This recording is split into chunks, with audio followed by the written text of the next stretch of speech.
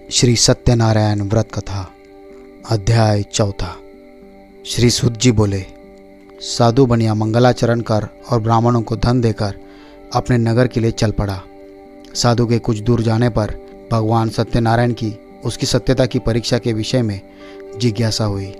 साधो, तुम्हारी नाव में क्या भरा है? तब धन के मद में चूर दोनों महाजनों ने अवहेलनापूर्वक हंसते हुए कहा, दंडीन, क्यों पूछ रहे हो? क्या कुछ द्रव्य लेने की इच्छा है? हमारी नाव में तो लता और पत्ते आदि भरे हैं।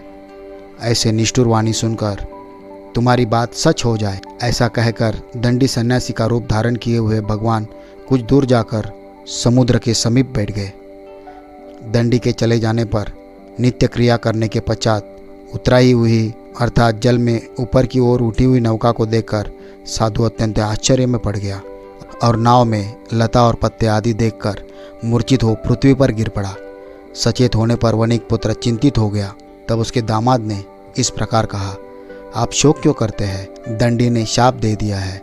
इस स्थिति में वही चाहे तो सब कुछ कर सकते हैं, इसमें संशय नहीं है।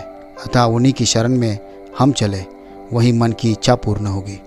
दामाद की बात सुनकर वह साधु बनिया उनके पास गया और वहाँ दंडी को देखकर उसने भक्तिपूर्वक उन्हें प्रणाम किया तथा आदरपूर्वक कहने लगा, आपके सम्मुख मैंने जो कुछ कहा असत्य भाषण रूप अपराध किया है, आप मेरे उस अपराध को क्षमा करें। ऐसा कहकर बारंबार प्रणाम करके वो महान शोक से आकुल हो गया। दंडी ने उसे रोता हुआ देखकर कहा, हे मूर्ख, रो मत, मेरी बात सुनो। मेरी पूजा से उदासीन होने के कारण तथा मेरी आज्ञा से ही तुमने बारंबार दुख प्राप्त किया है। भगवान की ऐसी वाणी सुनकर वह उनकी स्तुति करने लगा। साधु ने कहा, हे प्रभु, यह आश्चर्य की बात है कि आपकी माया से मोहित होने के कारण ब्रह्मा आदि देवता भी आपके गुणों और रूपों से यथावत रूप से नहीं जान पाते। फिर मैं मूर्ख आपकी माया से मोहित होने के कारण कैसे जान सकता हूँ? आप प्रसन्न हो, मैं अपनी धन संपत्ति के अनुसार आपकी पूजा करूँगा। मैं आपकी शरण में आया हूँ। मेरा जो नौका में स्थित पूरा धन था उसकी तथा मेरी रक्षा करे। इस बनिया की भक्तियुक्त वाणी सुनकर भगवान जनार्दन संतुष्ट हो गए। भगवान हरि उसे अभिष्ट वर प्रदान करके वही अंतर्धान हो गए। उसके बाद वह साधु अपनी नौका में चढ़ा और उसे धन धान्य से परिपूर्ण देखकर भगवान सत्यदेव की कृपा से हमारा मनोरथ सफल हो गया, ऐसा कहकर स्वजनों के साथ उसने भगवान की विधिवत पूजा की। भगवान श्री सत्यनारायण की कृपा से वह आनंद से परिपूर्ण हो गया और नाव को प्रयत्नपूर्वक संभाल कर उसने अपने देश के लिए प्रस्थान किया। साधु बनिया ने अपने दामाद से कहा, वह देखो, मेरी रत्नपुरी नगरी दिखाई दे रही है। इसके बाद उसने अपने धन के रक्षक दूत को अपने आगमन का समाचार देने के लिए अपनी नगरी में भेजा।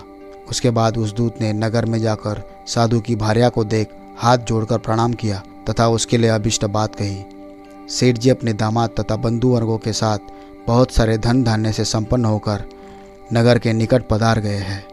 दूत के मुख से यह बात सुनकर वह महान आनंद से विहल होगी और उस साध्वी ने श्री सत्यनारायण की पूजा करके अपनी पुत्री से कहा, मैं साधु के दर्शन के लिए जा रही हूँ, तुम शीघ्र आओ। माता का ऐसा वचन सुनकर व्रत को समाप्त करके प्रसाद का परित्याग कर वह कलावती भी अपने पति का दर्शन करने के लिए चल पड़ी। इससे भगवान सत्यनारायण रुष्ट हो गए और उन्होंने उसके पति को तथा नौका को धन के साथ हरण करके जल में डुबो दिया। इसके बाद कलावती कन्या अपने पति को न देख महान शोक से रुदन करती हुई पृथ्वी पर गिर पड़ी। नाव का अदर्शन तथा कन्या को अत्यंत दुखी देख भयभीत मन से साधु बनिया ने सोचा, यह क्या आश्चर्य हो गया। नाव का संचालन करने वाले भी सभी चिंतित हो गए।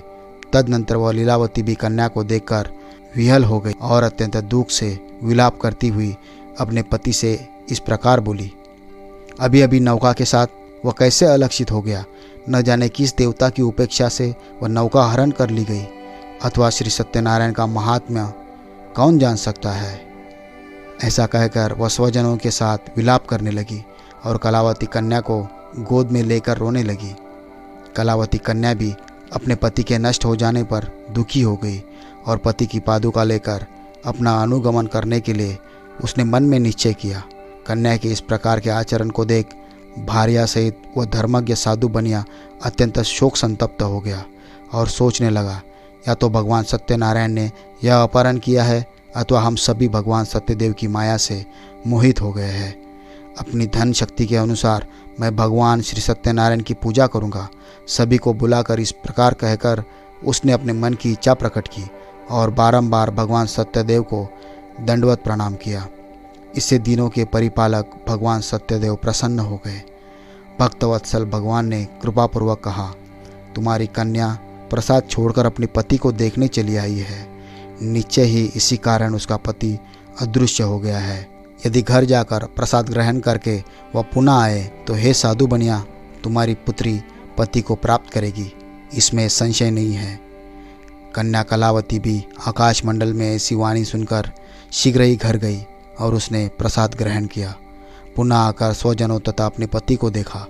तब कलावती कन्या ने अपने पिता से कहा, अब तो घर चले, विलंब क्यों कर रहे हैं। कन्या की वह बात सुनकर वनिक पुत्र संतुष्ट हो गया और विधि विधान से भगवान सत्यनारायण का पूजन करके धन तथा बंधु बांधवों के साथ अपने घर गया। तदनंतर पूर्णिमा तथा संक्रांति पर्वों पर भगवान सत्यनारायण का पूजन करते हुए इस लोक में सुख भोग कर अंत में वह सत्यपुर वैकुंठ लोक में चला गया। तो दोस्तों, ये था श्री सत्यनारायण व्रत कथा का 4वां अध्याय। श्री सत्यनारायण भगवान की जय।